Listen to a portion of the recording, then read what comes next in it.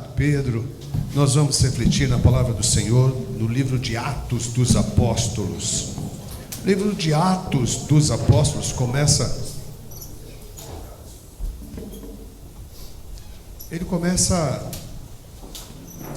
a dizer a respeito da igreja.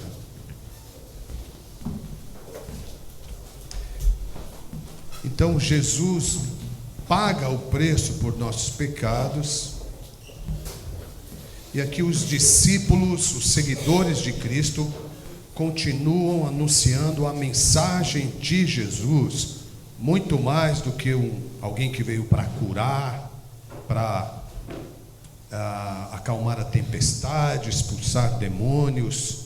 Ele veio para nos religar ao Pai.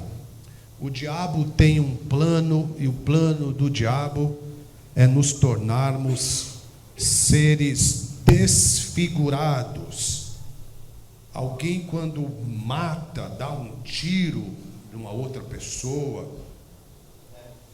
alguém que quando nega com aquilo que Deus propôs para ele, essas pessoas estão se tornando seres desfigurados, porque o intuito do inimigo de nossas almas é tirar tudo o que tem a imagem e semelhança de Deus. Então tudo que é bom, tudo que é bonito, tudo que vem do alto, Satanás quer nos desfigurar. Então Jesus veio para nos religar ao Pai, para colocar a vida dele em nós. E aqui ele paga o preço por nossos pecados e começa, Atos dos Apóstolos, a história da primeira igreja. E aqui no capítulo 10 de Atos vai acontecer a história dos primeiros gentios. Os gentios são os não judeus, mas os primeiros gentios legítimos. Porque tinham lá os prosélitos, tinham lá outras pessoas que já tinham se convertido ao judaísmo, que estavam fazendo parte da igreja de Cristo. Mas assim, alguém que não era nenhuma ramificação, nenhum contato com a cultura judaica ou a religiosidade judaica, que estavam entrando na igreja, começa agora no capítulo 10. Eu vou ler para vocês o capítulo 10, que eu acho que é autoexplicativo, essa história que acontece aqui na vida de Cornélio e de Pedro. A versão que eu estou usando é a mensagem. Se você tem dificuldade de ler a Bíblia, como eu, se você às vezes não entende muito bem os textos, fala, poxa, uma linguagem muito rebuscada, uma linguagem difícil de se entender, eu sugiro que você compre uma Bíblia como essa, a mensagem. É uma Bíblia parafraseada, que fala direto ao seu coração com uma linguagem contemporânea, né? E no capítulo 10 de Atos dos Apóstolos, começa assim: havia em Cesareia um homem chamado Cornélio, comandante da guarda italiana na cidade. Era um homem muito bom e levou todos os de sua casa a adorar a Deus com sinceridade. Ele estava sempre ajudando os necessitados e tinha o hábito da oração. Certo dia, por volta das 3 da tarde, ele teve uma visão. Um anjo de Deus, tão real quanto uma pessoa, apareceu a ele e disse: Cornélio. Cornélio olhou para o anjo, imaginando que estava vendo coisas, e perguntou: o que queres? O anjo disse: suas orações e seus atos de bondade chamaram a atenção de Deus. Agora faça o seguinte: mande alguns homens a Jope para buscar Simão, aquele que todos chamam de Pedro. Ele está hospedado na casa de Simão, curtidor de couro, que fica perto do mar. Assim que o anjo saiu, Cornélio chamou 2 empregados e um soldado de confiança, contou o que havia acontecido e enviou-os a Jope. No dia seguinte, enquanto os 3 viajantes se aproximavam da cidade, Pedro foi ao terraço para orar. Era quase meio-dia. Sentindo fome, começou a pensar no almoço. Enquanto a comida era preparada, o Pedro caiu em êxtase espiritual e teve uma visão. Ele viu os céus se abrirem e algo parecido com um lençol imenso, amarrado por cordas, nas 4 pontas, desceu até o chão.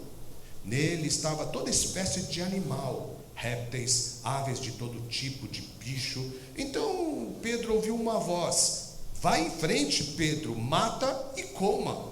Pedro respondeu: de jeito nenhum, Senhor. Nunca comi nem provei comida que não fosse preparada segundo os preceitos judaicos.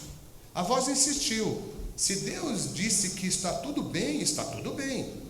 Isso aconteceu 3 vezes. Depois o lençol foi puxado de volta para o céu. Confuso, Pedro ainda tentava entender o significado da visão, quando os homens enviados por Cornélio chegaram à porta da casa onde ele estava. Chamaram o dono da casa e perguntaram se havia um Simão chamado Pedro hospedado ali. Pedro, concentrado em seus pensamentos, não os ouviu, mas o Espírito lhe disse: há 3 homens batendo a porta procurando por você. Desça e vá com eles. Não faça pergunta. Fui eu que os enviei.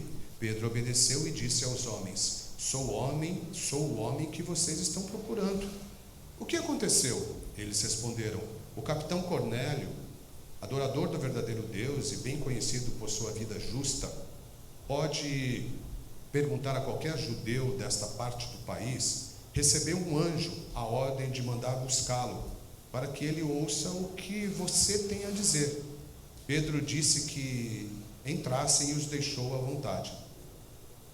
Na manhã seguinte, ele se levantou e foi com eles. Alguns amigos de Jope os acompanharam. Chegaram a Cesareia.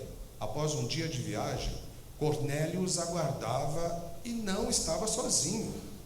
Ele havia reunido os parentes e amigos mais chegados. No instante em que Pedro passou pela porta, Cornélio pôs-se em pé, saudou e se curvou para adorá-lo. Mas Pedro o fez levantar-se na hora. Não faça isso, Cornélio. Sou apenas um homem igual a você. Conversando, eles entraram na casa e Cornélio apresentou Pedro a todos os presentes. Dirigindo-se a eles, Pedro disse: estou fazendo algo totalmente fora dos padrões, porque os judeus não visitam pessoas de outros povos, nem se associam com elas. Mas Deus me mostrou que ninguém é melhor que ninguém. Por isso, tão logo fui enviado, eu vim sem fazer perguntas. Mas agora gostaria de saber por que vocês me procuram. Cornélio explicou: há 4 dias, mais ou menos, a esta hora, por volta das 3 horas da tarde, eu estava em casa orando e de repente um homem apareceu na minha frente, inundando o quarto de luz. Ele disse: Cornélio, suas orações diárias e seus atos de bondade chamaram a atenção de Deus. Mande alguém a Jope buscar Simão, chamado Pedro. Ele está hospedado com Simão, o curtidor de couros, perto do mar. E foi o que eu fiz. Mandei chamá-lo e agradeço sua atenção em ter vindo. Agora, Pedro, estamos todos aqui na presença de Deus, prontos para ouvir o que o Senhor pôs em seu coração para nos falar. Pedro então passou a contar-lhe as boas notícias. Esta é a verdade de Deus. Nada pode ser mais claro. Deus não tem prediletos. Não importa a sua etnia ou sua origem. Se tem sede de Deus e estão prontos a fazer o que Ele diz, a porta está aberta. A mensagem que Ele enviou aos israelitas é que por meio de Jesus Cristo, todas as coisas estão sendo restauradas. E agora vejo que Ele está fazendo isso em toda parte, com todo mundo. Vocês devem saber o que aconteceu na Judéia. Começou na Galiléia, quando João apareceu pregando uma mudança de vida radical. Depois chegou Jesus de Nazaré, ungido por Deus com o Espírito Santo. Ele percorreu a nação, ajudando o povo, curando todos os que eram oprimidos pelo diabo. Ele podia fazer isso porque Deus estava com ele. Nós mesmos fomos testemunhas de tudo o que ele fez na terra dos judeus e em Jerusalém, onde o mataram pregando-o numa cruz. Mas 3 dias depois, Deus o ressuscitou, e ele foi visto, mas não por todos. Ele não se apresentou publicamente como antes. Nós, as testemunhas escolhidas por Deus, fomos nós que comemos e bebemos com Jesus depois que ele voltou dos mortos. Ele nos deu a tarefa de anunciar essa verdade, de apresentar o solene testemunho de que ele é aquele que Deus designou juiz dos vivos e dos mortos. Mas não estamos sozinhos nisso. Afirmamos que é somente por meio de Jesus que recebemos o perdão dos pecados, o que é confirmado por todos os profetas. Mas a mensagem foi anunciada, o Espírito Santo desceu sobre os ouvintes, sobre todos aqueles que estavam na casa de Cornélio. Os judeus convertidos que acompanhavam Pedro não podiam acreditar no que viam, não podiam crer que o dom do Espírito Santo fosse derramado sobre não-judeus. E como? E eles os ouviram falar em línguas e louvar a Deus. Pedro perguntou: podemos negar o batismo com água a esta gente? Há alguma objeção? Afinal, eles receberam o Espírito Santo como nós. Não havendo oposição, ordenou que eles fossem batizados em nome de Jesus Cristo, e Pedro foi convidado a ficar com eles alguns dias. Está aqui a história da conversão de Cornélio. Se eu pudesse dar um tema à mensagem de hoje, eu daria quase salvo. Tem um monte de coisa que a gente quase chega, né? Eu quase ganhei, meu time quase ganhou, eu quase fui jogador de futebol, eu quase. Às vezes eu fico até com vergonha e tímido assim, porque tem um monte de quase. E o Cornélio é um desses casos. Ele foi quase salvo, ele estava quase salvo, apesar de ser piedoso. Cornélio era quase salvo. Cornélio era um centurião, ou seja, ele cuidava de 100 soldados, era um oficial do Império Romano, ele era religioso. A Bíblia diz que Cornélio, o texto que acabamos de ler, ele era reverente, ele respeitava o sagrado, ele era piedoso, ele praticava a leitura da Bíblia, ele orava diariamente, o que muitos de nós não fazemos. Ele cumpria com as suas obrigações espirituais e as suas disciplinas espirituais. Ele ajudava os necessitados. As pessoas falam, os enviados de Cornélio falam: pode perguntar para quem vocês quiserem aí, ele ajuda todo mundo. O Cornélio, ele estava aberto à palavra de Deus. A história de Cornélio aqui nos mostra que o homem pode fazer tudo isso e ainda sentir-se perdido, porque Cornélio estava quase salvo, apesar de ser temente a Deus. Era um título aqui, temente a Deus, concedido pelos rabinos, as pessoas que não eram do povo judeu. Eles poderiam pertencer à sinagoga, mesmo sendo estrangeiros, então ele respeitava. Ele hoje em dia seria um quase membro da igreja. Ele ajudava financeiramente, ele apoiava, ele falava: olha, é muito bom esse trabalho. Ele era quase um membro. É aquela pessoa que todos pensam assim: ele é crente, mas não é. Cornélio, quase salvo, apesar de dar um bom testemunho. Cornélio não era um picareta, ele não era um embrulhão, ele não era um enrolão. Cornélio ele dava bom testemunho. Sabe que o Bill Gates, ele doou 25 bilhões de dólares a uma instituição carente. E ele tem um amigo que doou 40 bilhões de dólares a uma instituição. Eu, diferente de muitas pessoas que pensam: os bilionários assim, os bilionários assim, eu acho que os bilionários cuidam melhor das instituições e da caridade do que o Estado.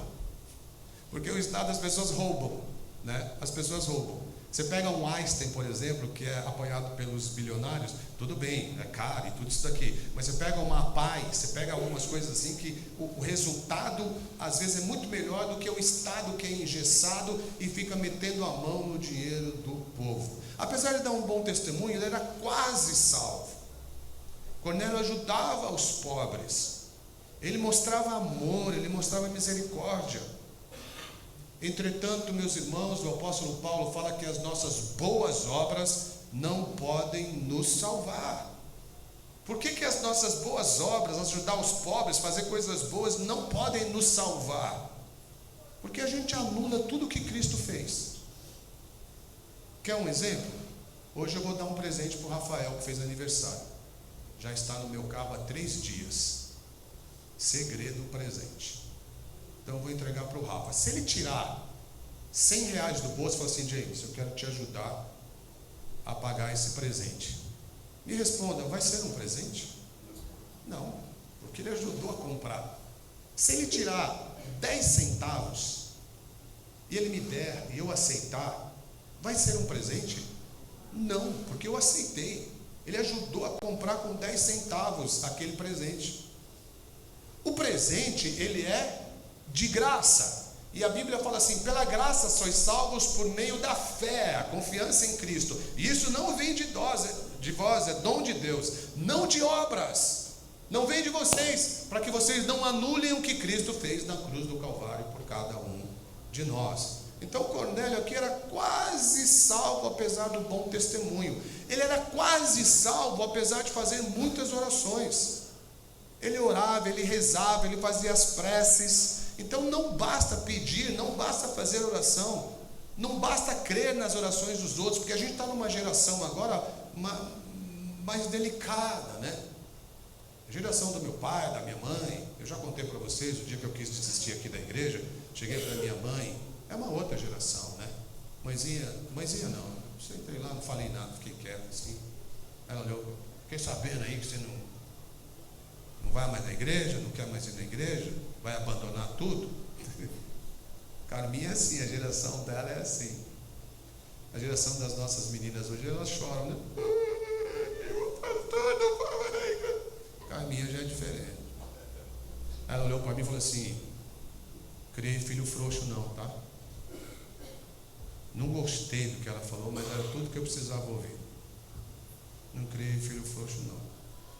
Então, hoje a gente tem uma geração que acredita na oração dos avós, dos pais. Pede para o vô orar, que o vô, ó, canal direto lá com o pai. Pede para a mãe orar, que a mãe... Então o Cornélio, ele acreditava na oração, no poder da oração. Ele pedia. E não basta crer.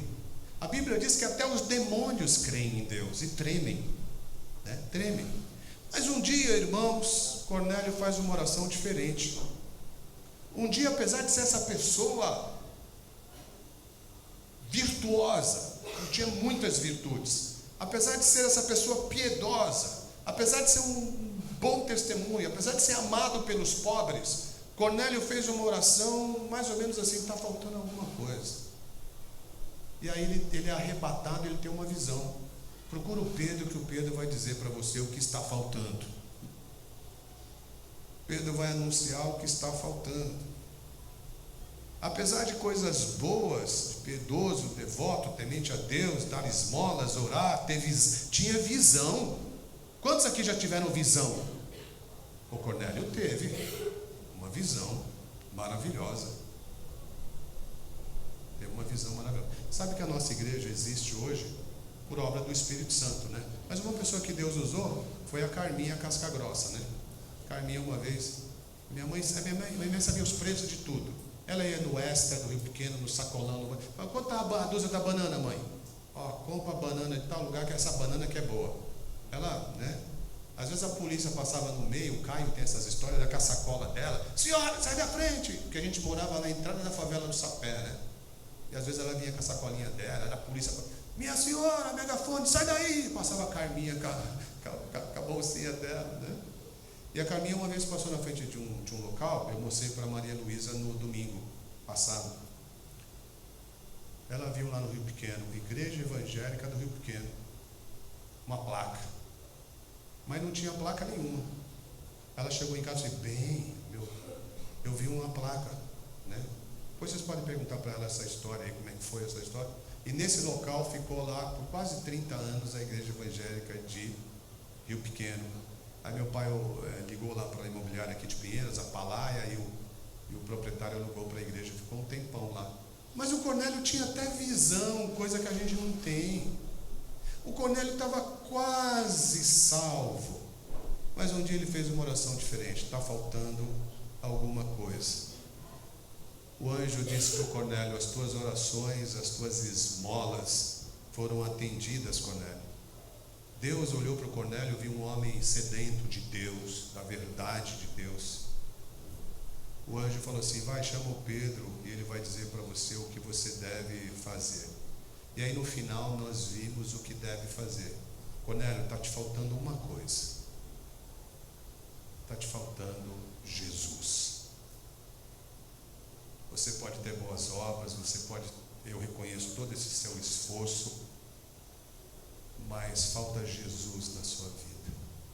Você receber Jesus no seu coração como seu Salvador e como seu Senhor. Apocalipse 3:20 fala assim: eis que estou à porta e bato. Essa porta só tem fechadura para o lado de dentro. Jesus, ele é muito educado. Jesus, ele não chuta a porta de ninguém, ele não entra de qualquer jeito. Ele não entra sem ser convidado. E quando você abre essa porta e fala: Jesus, pode entrar. Às vezes a casa está suja, ele sabe limpar. Eu tive um amigo, depois, graças a Deus, ele se converteu. Ele e toda a sua família. Foi uma família que a gente alcançou lá no bairro. Chamava Cássio. Seu pai, seu Toninho, Dona Marli, que às vezes assiste a nossa live. Eu amava a pipa. Eu era o maior pipeiro que tinha. Às vezes eu entro no YouTube para ficar vendo os pipas. O pessoal começa a soltar o pipa. Eu estava assistindo outro dia, tinha um pipa lá que era o Brabo. O Brabo vinha e pegava todo, ó o Brabo. Aí alguém pegou o Brabo, né? Eu gostava de pipa rabioludo. Pipão rabioludo, quando aquele céu de inverno, azulzão, assim, um rabioludo desbicando, assim, ó. Da linha, descarrega. Então era uma coisa. Minha mãe amava quando eu fazia cerol, usava o seu fogão, ficava dissolvendo cola de madeira, e as suas meias que ela usava, meia fina, para coar o cerol.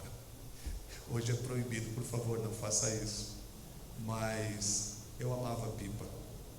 Mas a minha mãe, ela era tão gente boa comigo. Essa mulher vai ter um grande galardão lá no céu, viu? Eu vou visitar muito a casa dela lá no céu, porque ela vai ter uma casa lá especial. E ela só sabia fazer raia. Eu vou fazer uma raia para você, vir aqui. A gente comprava vareta japonesa, lá na quitanda do seu Timóteo. Fazia mas eu não gostava da raia, porque a raia não desbica. Ficava até o chão assim, ó. A molecada olhava, nossa, desbicou. Quando chegava perto do chão, ele descarregava e subia de novo. O rabiolão. Rafa, era demais, cara. E talvez eu gostasse dos pipas como no circo. Eu não sei o que você mais gosta no circo. Muitos gostam do palhaço. Eu gosto do trapezista. Rapaz, ele me faz voar, o trapezista. Pá, voa para tudo quanto é lado, fazer aquelas piruetas. Eu falo, Os pipas me faziam voar que nem os trapezistas. Era uma delícia. E um dia eu comprei eu tenho um amigo de infância que assiste a nossa live, o Eduardinho. Ele deve estar assistindo aí. Eu comprei uma pipa rabioluda do Randall. Era um rapaz que ficava lá na nossa rua. E eu queria soltar o pipa e não tinha vento. Não tinha vento. Mas criança teimosa, não vou conseguir. Aí pegava com um amiguinho, leva lá o pipa, leva, e saía correndo, subia e caía. Aí a rabiola enroscou tudo, embaraçou, eu fiquei bravo, peguei o pipa e piquei o pipa. Porque já tinha estragado o pipa. Aí um amigo chamado Acácio, esse vizinho que depois a gente ganhou para Cristo, ele falou assim: eu vou te ajudar com esse pipa aí, vamos fazer um novo. Pegou, tirou toda a folha, tirou a linha, a gente fez a armação de novo. Não foi um pipa tão grande porque as varetas tinham quebrado, ele fez um menorzinho e ele me ajudou com o pipa. Parece que foi isso que Pedro fez com o Cornélio. Eu vou te ajudar, te mostrando o que está faltando, a pecinha no quebra-cabeça aí que precisa ser encaixada. falta Cristo, falta Jesus. A Bíblia diz: o que adianta o homem ganhar o mundo todo se ele perde a sua alma? Se ele perde a sua alma. E aqui o Pedro vai anunciar tudo a respeito de Jesus. Aí acontece uma coisa linda: o Espírito Santo, a presença de Deus. O Espírito Santo é a presença de Deus. A presença de Deus caiu sobre Cornélio. Tem um samba que a gente canta, um samba gospel, fala assim: o Santo Espírito habita em mim, vamos para dizer. Aí ele fala assim: você já passou por coisa que você passa, você que diz que é malandro, andar com você. Quero ver se você é mesmo assim, quando o meu Deus te tocar, como ele fez em mim. Quando o Espírito Santo toca em alguém, essas pessoas não ficam no mesmo estado, não ficam na mesma situação, a sua vida é transformada. Aí eles começam a orar e começam a orar em línguas. Aí o Pedro fala assim: a presença de Deus caiu sobre eles. O Cornélio, a sua família toda. O Cris, o Cornélio fez um casa cheia. Ele chamou todo mundo. Sexta-feira, com a saudade da casa cheia, nós fizemos na casa do Edu e da Sil lá, né? Aí no final, eu até citei o Cris, falei da igreja de Pinheiros, que quando... a gente pode fazer isso também, viu, Cris? As pessoas cediam a casa, no final a gente orava para a família. A família ficava lá na frente e a gente orava e abençoava a casa e a família. Um monte de gente queria culto doméstico e as pessoas iam se convertendo. E foi assim na casa do Edu. Os vizinhos não gostaram muito, mas foi muito bom, porque quem mora em apartamento, né, os crentes não param. Então foi uma grande bênção. Deus muda a vida, e mudou a vida de Cornélio. Aí o Pedro fala assim: alguém aqui tem alguma coisa contra que essa família, essas pessoas sejam batizadas e agregadas à igreja do Senhor? Ninguém tem nada contra, porque foi uma obra do Espírito Santo. Vamos ficar de pé?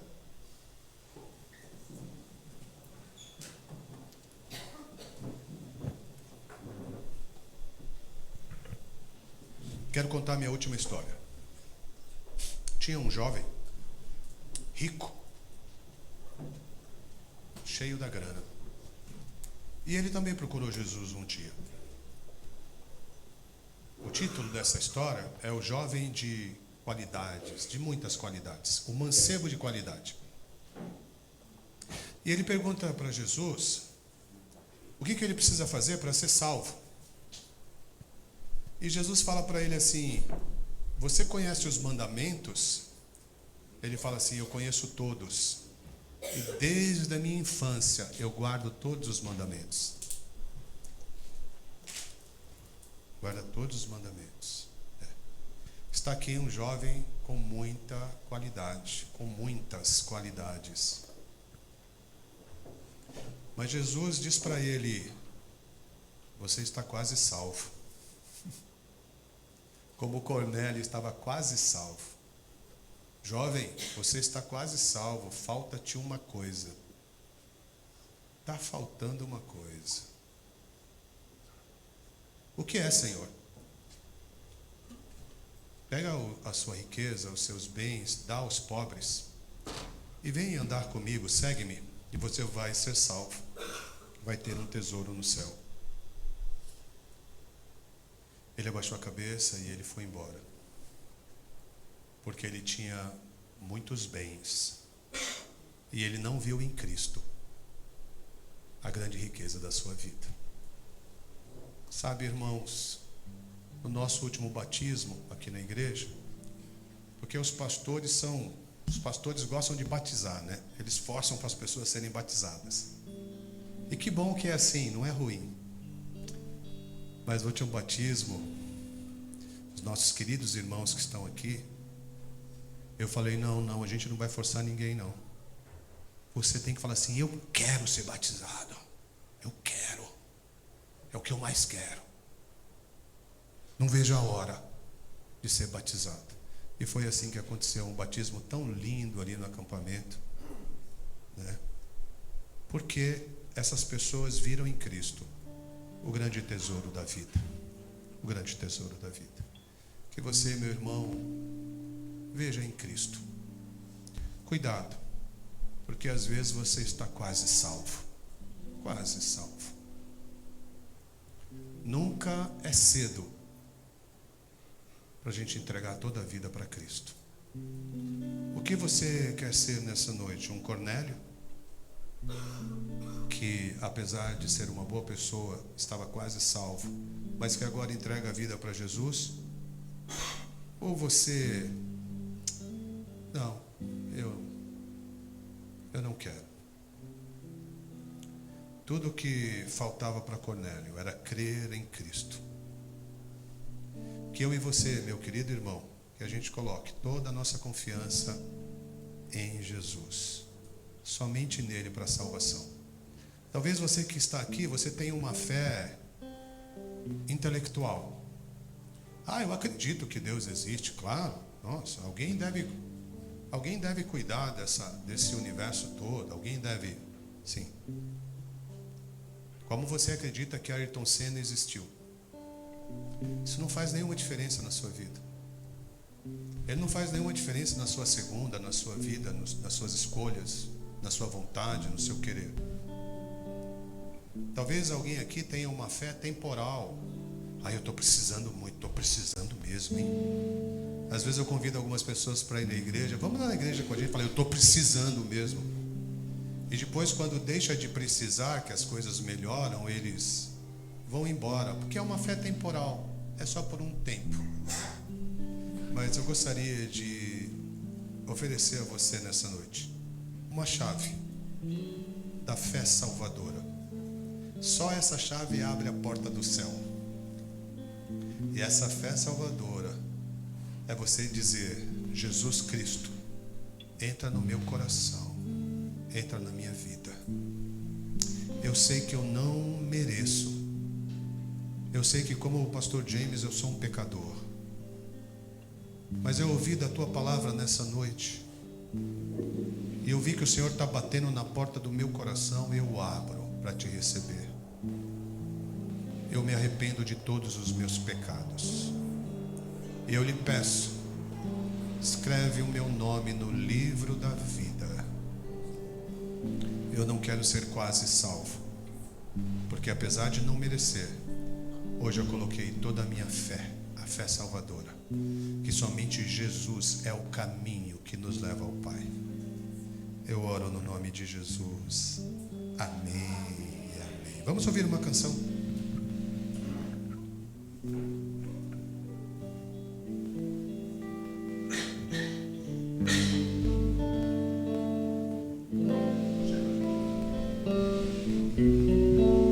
Essa canção diz que Ele é tudo para mim.